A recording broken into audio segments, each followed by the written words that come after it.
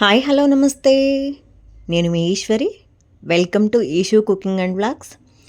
ఈరోజు అందరూ ఆరోగ్యంగా ఉండాలని అందరూ అనుకుంటారండి. కానీ ఆరోగ్యంగా ఎలా ఉంటారు? మనం హెల్దీ అయిన ఫుడ్ కానీ ఏదైనా మనం పిల్లలకి ఇవ్వాలి, మనము తీసుకోవాలి. అప్పుడే కుటుంబం మొత్తం, ఫ్యామిలీ మొత్తం హెల్తీగా ఉంటుంది. అండ్ అలా హెల్తీగా ఉండాలంటే మనము మన ఆరోగ్యం మన చేతుల్లోనే ఉంది. సో అందుకే చాలా వరకు బయట ఫుడ్ అవాయిడ్ చేయండి. ఇది నా ఒక్క చిన్న సజెషన్ మాత్రమే. అదర్వైజ్ మీ ఇష్టం. జస్ట్ ఏదో నాకు చెప్పాలనిపించింది, నేను చెప్తున్నాను. సో అందుకే ఈరోజు మన స్పెషల్ రెసిపీ రాగి దోశ అండి, ఫింగర్ మిల్లెట్ దోశ. ఇది మనము వారానికి ఒక్కసారైనా అట్లీస్ట్ మీరు సమయం కేటాయించి పిల్లలకి, మీ ఫ్యామిలీ మొత్తానికి ఇలా కనుక ప్రిఫర్ చేసి ఇచ్చారంటే ఖచ్చితంగా హెల్తీగా ఉంటారండి. మరి అది ఎలా తయారు చేసుకుందామో చూసేద్దామా? ఒక బౌల్ తీసుకొని 2 కప్పుల రాగులు తీసేసుకొని అదే కప్పుతోటి 1 కప్పు మినపగుళ్ళండి, ఒక 2 స్పూన్ల చనాదాల్, ఒక 1 స్పూను మేతి సీడ్స్, మెంతులు యాడ్ చేసేసి ఒకే బౌల్లో యాడ్ చేయండి. మొత్తం వాటర్ యాడ్ చేసేసి 2-3 టైమ్స్ వాష్ చేసుకోండి. ఎందుకంటే రాగుల్లో కనపడని మట్టి ఉంటుందండి ఖచ్చితంగా.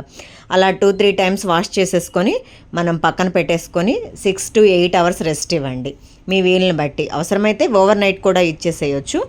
అలా సోక్ చేసుకొని పక్కన పెట్టుకున్న ఈ మిశ్రమాన్ని మనము మిక్సీ జార్లోకి ట్రాన్స్ఫర్ చేసేసుకొని సరిపడా వాటర్ యాడ్ చేసేసుకొని ఈ విధంగా వీడియోలో చూపిస్తున్న విధంగా థిక్ ఫైన్ పేస్ట్గా మీరు మిక్సీ పట్టేసుకోండి. వాటర్ సరిపడా యాడ్ చేసేసుకోండి. ఈ విధంగా మిక్సీ పట్టుకున్న తర్వాత ఒకసారి టెస్ట్ చేసేసుకోండి. ఈ విధంగా స్మూత్ బ్యాటర్ రెడీ అవుతుంది. దీన్ని మనం వేరే బౌల్లోకి ట్రాన్స్ఫర్ చేసేసుకుందాం ఈ విధంగా. అలాగే మిగతా రాగులు కూడా ఉంటాయి కదా, సోక్ చేసి పక్కన పెట్టుకొని అవి కూడా మిక్సీ పట్టేసుకొని ఈ బౌల్లోకి ట్రాన్స్ఫర్ చేసేసుకొని మూత పెట్టేసుకొని 6 to 8 అవర్స్ కానీ మీరు ఓవర్ నైట్ కానీ పర్మెంట్ అయ్యే వరకు పక్కన పెట్టేసుకోండి. చూడండి, పర్మెంట్ బాగా అయ్యిందండి.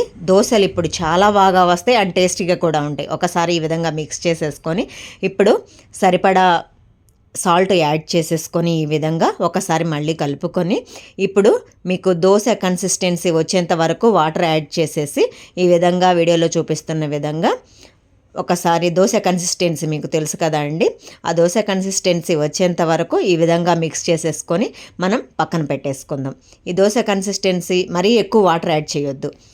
ఇప్పుడు మనం స్టవ్ వెలిగించి దోశ తవా పెట్టేసి ఆయిల్ గ్రీస్ చేసేసుకొని ఆనియన్ తోటి ఈ విధంగా ఒకసారి ఇప్పుడు మనము దోశ బ్యాటర్ సరిపడా ఒక గరిటె తీసుకొని, 1 గరిట 2 గరిటెలు మీకు సరిపడా తీసుకొని ఈ విధంగా బ్యాటర్ వేసేసి ఆల్ ఓవర్ ప్యాన్ స్ప్రెడ్ చేసేసుకొని ఆయిల్ అంచుల వెంబడి మాత్రమే వేయండి, ఎక్కువ వేయొద్దు. ఆయిల్ అంచుల వెంబడ వేసి కొంచెం కుక్ అయ్యేంత వరకు ఉండనిచ్చేసి మనం అంచుల వెంబడి నుంచి నిదానంగా తీసేసుకొని ఫ్లిప్ చేసేసుకుందాం అదర్ సైడ్. ఫ్లిప్ చేసుకున్న తర్వాత మనం హాఫ్కి ఫోల్డ్ చేసేసుకొని మనం వేరే ప్లేట్లోకి ట్రాన్స్ఫర్ చేసేసుకుందాం. మన దోశ రెడీ. అదేవిధంగా సేమ్ ప్రాసెస్ రిపీట్ చేయండి. ఇంకొక దోశ వేసుకుందాం. మొత్తం ఆల్ ఓవర్ ప్యాన్ స్ప్రెడ్ చేసేసుకోండి.